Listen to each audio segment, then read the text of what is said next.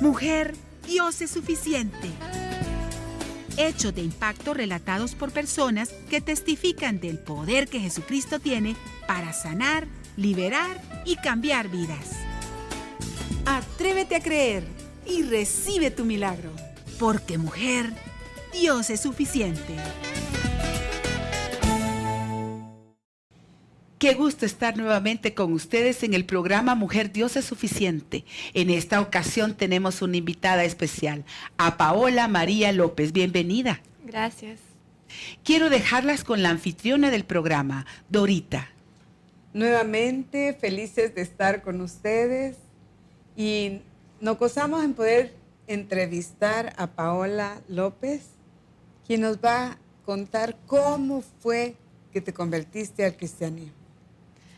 Sí, toda mi vida yo nací en un hogar católico y toda mi vida yo siempre era catecismo, rosarios, procesiones, que una virgen aquí, que el santo allá, todo eso. Yo era una niña católica, yo hice todo lo que una niña católica tenía que hacer, la primera comunión, el bautismo, todo eso. ¿Y como qué otras cosas tuviste que hacer? ¿Qué otras prácticas? De hecho, yo fui un caso especial porque yo hice la primera comunión 2 veces. La primera la hice con mis primas. Hice lo del catecismo, que es como el básico aquí en CCDL, para hacer la primera comunión. ¿Y por la qué segunda tuviste que hacerla 2 veces? Porque la segunda fue que nosotros vivíamos en Amachapán y mis papás decidieron mudarse a San Salvador. Entonces agarraron la primera comunión como una despedida de mis compañeras, porque yo también estábamos en un colegio de monjas. Entonces lo hice 2 veces. Ajá. ¿Y cuál es la importancia para ti de haber hecho la primera comunión? ¿Cuál es? Porque ustedes, como dices, le dieron el significado de una despedida. De hecho, la primera comunión era como un gran paso en como la creencia, porque ya estabas creciendo y ya podías participar de la Eucaristía, que era el cuerpo de Jesús y todo eso. Entonces ya estabas consciente en lo que se hacía en la misa. Entonces era un gran paso. Eran como pasos que tenían que cumplirse durante la religión. Uh-huh. ¿Y qué piensas tú ahora que tú has tenido esa experiencia del perdón de pecados a través de la fe en Cristo? ¿Qué piensas tú? De hecho, me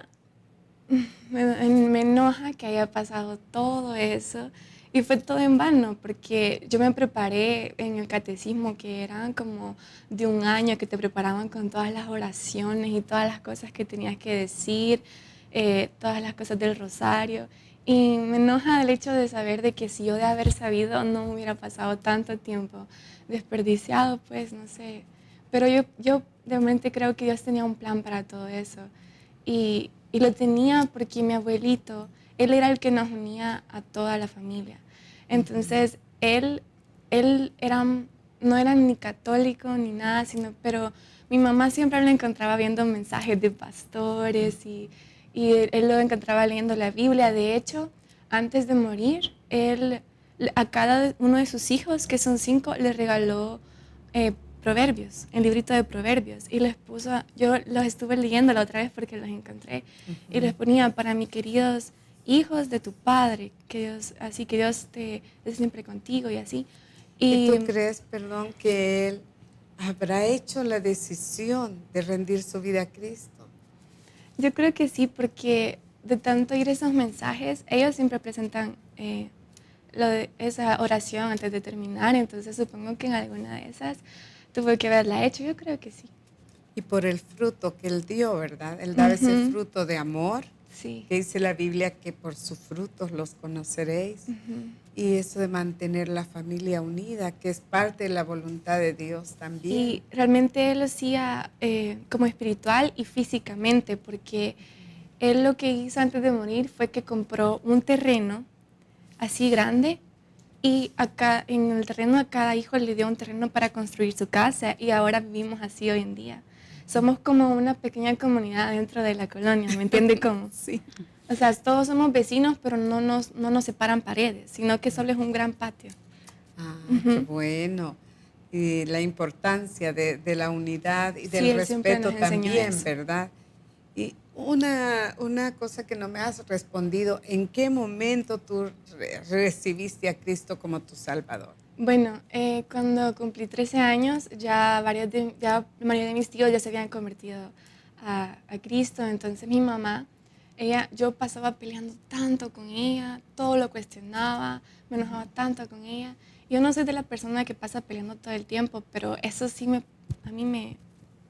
Entonces un día vino aquí al Salvador las Noches de Gloria del pastor Cash Luna. Sí. Entonces ella me llevó y yo no quería ir, pero ella me obligó, me subió al carro y me llevó. Yo enojadísima estando ahí y empecé a leer y todo fui súper indiferente en el largo de la palabra y todo.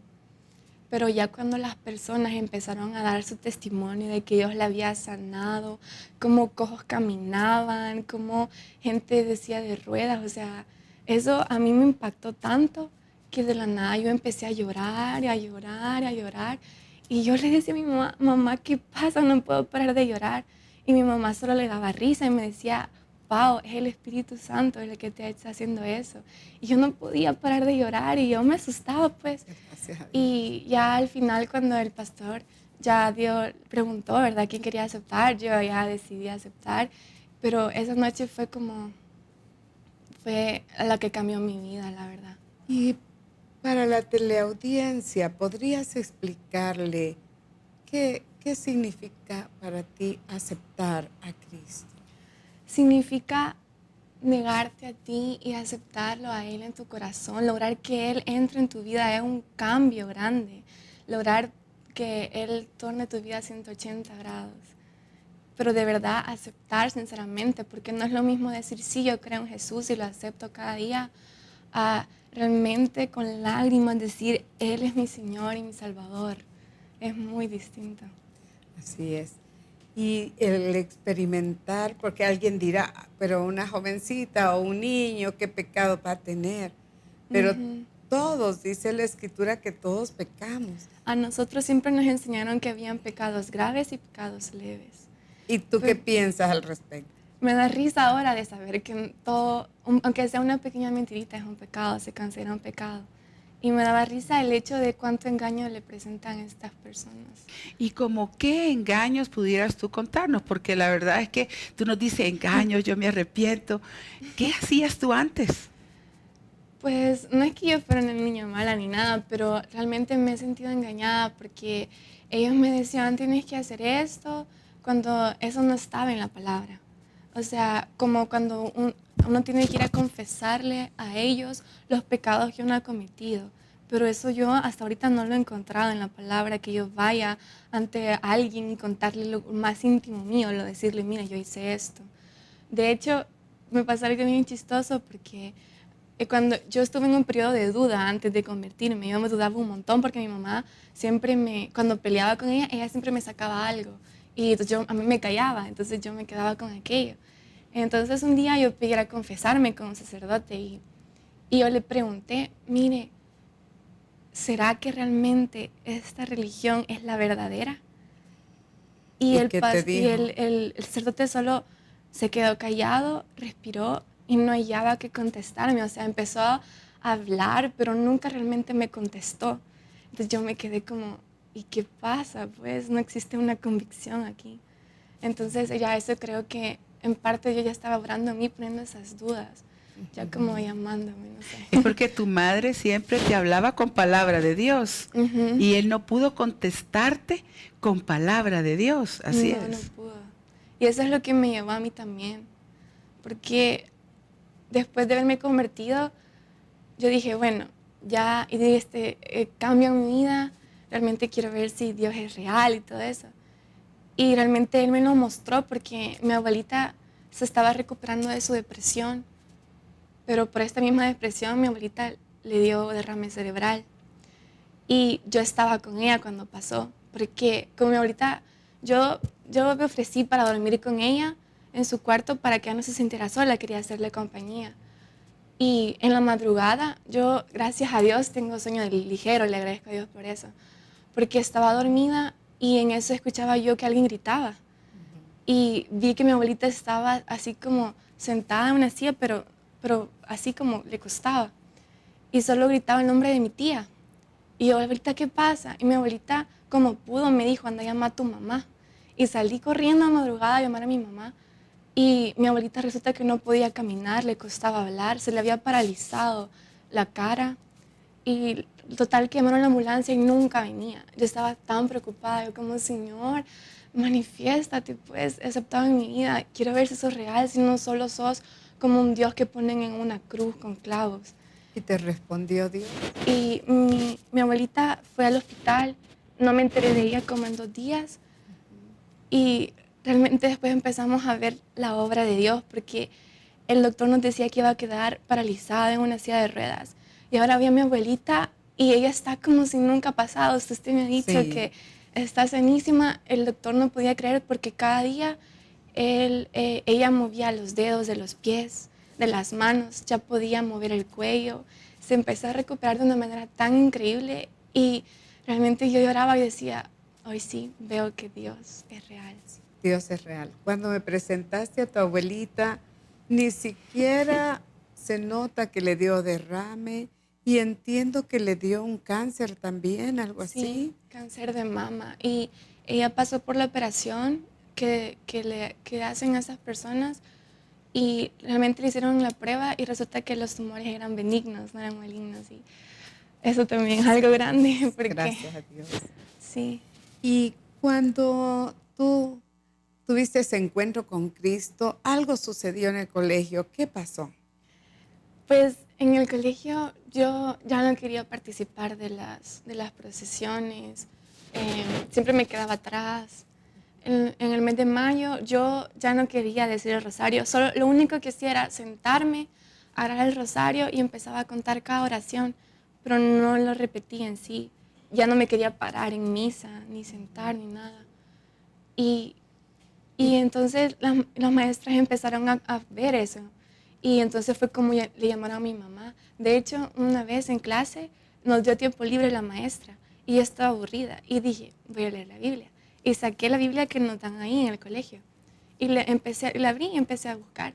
Y unas compañeras se me acercaron y me dicen, ¿qué estás haciendo? Y yo, no sé, estoy leyendo, estoy aburrida. ¿Por qué? No sé, estoy aburrida, ¿por qué no? Ah, ok. Y se fueron así como mirándome raro. Y desde entonces todos me miraban raro, como, ¿qué le pasa? Y ahí fue cuando la misma directora fue que le habló a mi mamá para querer hablar con ella, como qué pasaba y así. ¿Y cuál es la diferencia entre el efecto de leer la Biblia y participar de lo que tú decías, rezos o procesiones? Es tan distinto porque en la Biblia por ti mismo te das cuenta de tantas cosas. O sea, y cuando no te lees fácilmente te engañan y te hacen creer tantas cosas que realmente Dios no está de acuerdo. Y al leer tú aparte puedes darte cuenta de cuántas cosas, que es lo que Dios quiere en tu vida. ¿Por qué tú hablas con tanta convicción de que Dios no está de acuerdo en hacer tales prácticas? Porque realmente ahorita me he vuelto a leer toda la Biblia y ahorita ya voy en Jueces y todo lo que he leído he aprendido tanto y también a veces estoy triste y yo digo, Señor, háblame y abro la Biblia y Dios me habla de una manera tan increíble y conforme iba leyendo todo ese tiempo, porque llevo 5 años de convertida y yo he aprendido, y más que ya cursé el CCDL, aprendí tantas cosas y yo decía de haber sabido. Y no sé, realmente más que todo se dan los pueblos tanto porque en los pueblos se tienen tantas creencias y la gente las cree como así son porque así deben ser, pero no tienen pruebas. Ellos solo por la lo creen. falta de conocimiento de la palabra. La ignorancia de se Dios. vuelve nuestra enemiga. Sí, porque para Dios son vanos esos sacrificios, porque hay un solo sacrificio en que nos da vida, nos da perdón de pecados y es el sacrificio que hizo Cristo en la cruz del Calvario.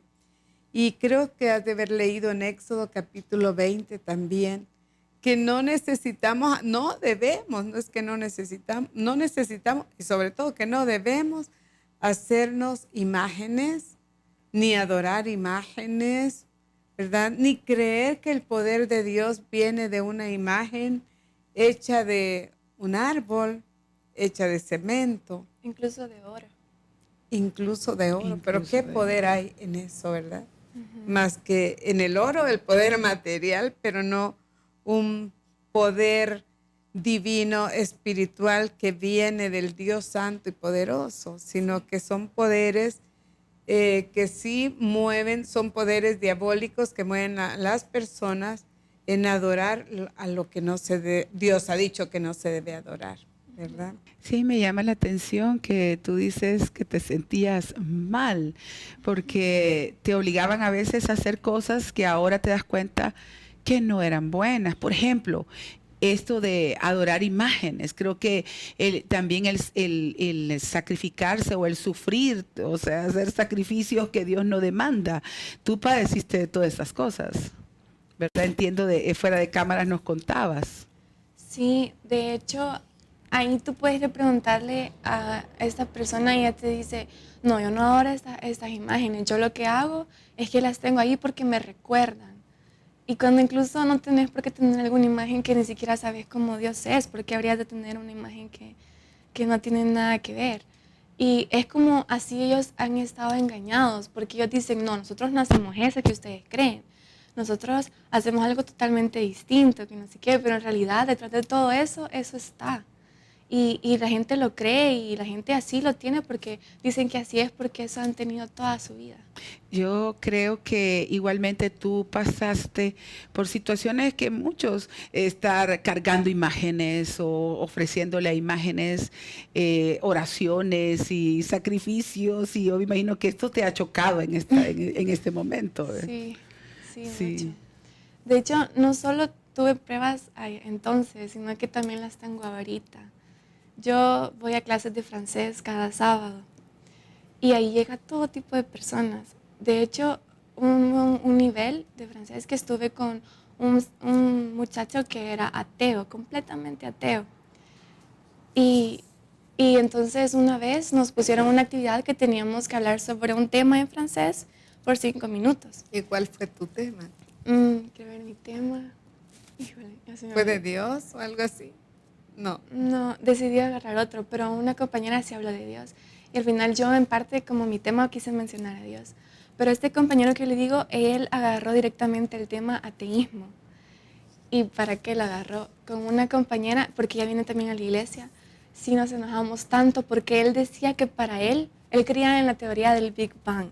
Y que para él Dios era como la gente ve un unicornio, que es como una figura que la gente ve y que la gente cree que existe, pero en realidad no está, que no sé qué. Y mi amiga le dice, ajá, pero tú crees en el mal. Sí, yo creo en el mal, yo he visto fantasmas, que no sé qué. Y ella como, pero ¿cómo es? ¿No crees que hay una fuerza mayor, que es el bien, que es Dios? No, para mí Dios es como el unicornio, que no sé qué. Entonces, no tiene fundamento lo que dicen. Y realmente la mayoría de estas personas están como dolidas con Dios, como ardidas. Y ese es un gran problema. Y es algo que yo realmente enfrento cada sábado que voy con estas personas, porque yo trato no en sí hablarle con palabras, sino que también hablarle con mi testimonio, porque eso también habla un montón a las personas. Es que les estás demostrando que tú tienes a Cristo en tu corazón, una relación personal con un Dios real. Exacto. Muchas personas creen que Dios está lejano, pero en realidad está súper cerca y es más real que aún el palpitar de nuestro corazón. Así es. ¿Quieres darle algún consejo a la teleaudiencia? Pues sí, de que no sean cobardes, en sí que sepan ser valientes, de que cuando a alguien le esté faltando el respeto a Dios, poder llegar y levantarse y defender a Dios, y no como para pelear con otras personas, sino como para que la gente vea de que Dios es real y que la gente vea que Dios realmente está obrando en cada una de las cosas que pasan, que no vean que tu fe se tambalee por cosas que otras personas digan o por cosas científicas, hechos científicos, cuando en realidad hay tantas pruebas de que Dios es real que no se dejen mover por tantas creencias, porque mucha gente va a venir y la va a atacar y la va a discriminar, porque yo he pasado por eso. Pero no tenemos que movernos en nuestra fe. Incluso Pablo recibió tantos castigos y tanta cosa que él pudo haber dicho hasta aquí, ya, pero él no lo hizo. Entonces, tienen que sean fuertes en la fe y que puedan también hablar a las personas con su testimonio. No solo con sus palabras, sino que también con su testimonio, porque ¿cómo van a llegar a las personas a hablarles de Dios si no se comportan como Dios espera que uno se comporte? Y mencionaste a Pablo y hay personas que tal vez no saben quién es Pablo. ¿Quién es Pablo? Pablo es como un discípulo que se presentó en el Nuevo Testamento, que él era, como el caso mío, que él era perseguidor de la iglesia en sí, porque a nosotros nos enseñaban a odiar a los evangélicos. Entonces él tuvo ese mismo comienzo, que él tenía el conocimiento, pero no conocía de Dios, no veía al Dios como un Dios real y realmente no reconocía. Y ahí fue cuando Dios tuvo contacto con él y él lo llamó, y a él, cuando él se entregó la vida de él, y a pesar de todo lo que pasó, porque él pasó castigos, azotes, de todo, hasta lo encarcelaban varias veces, y en todas esas cosas él decía de que él era esclavo de Jesús. Y eso me encanta, porque esa fe es la que Dios busca que nosotros tengamos, porque al final, ¿qué importa el sufrimiento que vamos a tener aquí? Realmente yo he pensado, y yo sí estaría dispuesta a morir por Dios, porque realmente negarlo no es una opción. Así es. Muchas gracias, Paola, por este testimonio tan precioso. En el testimonio de Paola podemos ver el cumplimiento de la palabra de Dios, que en el Salmo 37 dice que la boca del justo habla sabiduría. Y Paola ha hablado con sabiduría en esta hora. Le invitamos a poder tener ese encuentro con Jesús como Paola lo ha hecho. Jesucristo es quien perdona nuestros pecados, Él quien nos ayuda en nuestros momentos de debilidad, Él el que sacia nuestra boca de bien, el que nos hace sentir vigorizados, rejuvenecidos en momentos que ya no podemos más, y nos ayuda a callar cuando debemos callar. Que en esta hora tú puedas hacer ahí una oración y decir: Señor Jesucristo, yo quiero algo más que tradiciones en mi vida. Yo quiero el perdón de mis pecados. Yo quiero experimentar esa presencia tuya y la ayuda del Espíritu Santo en mi vida. Te invito a hacerlo, y que tú ahora puedas recibir el perdón de tus pecados, la paz de Dios en tu vida, y que aunque haya problemas, como dice Paola, que nosotros estemos dispuestos a guardar la fe, a no negar a Cristo. Dios es el que da la ciencia, Dios es el que da la sabiduría, Dios es el que da la paz. Deseo para ti la paz de Dios y para todos los que te rodean, tu familia. Hasta la próxima, y que Dios te bendiga. Hemos estado tan contentos de escuchar a Paola María, una joven que decidió por Jesucristo, que entendió que Jesucristo es el Hijo de Dios y que ha sido enviado a salvarnos. ¿Qué esperas tú para hacer la oración que Dorita te ha invitado a hacer?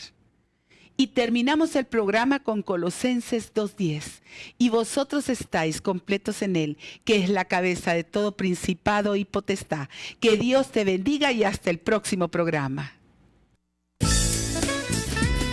Mujer, Dios es suficiente. Al finalizar el programa, les dejamos con esta maravillosa promesa. Y vosotros estáis completos en Él, que es la cabeza de todo principado y potestad. Colosenses 2:10. Si necesitas ayuda, escríbenos a la siguiente dirección: info@iglesiajosué.org o comunícate al PBX 25 14 47 47.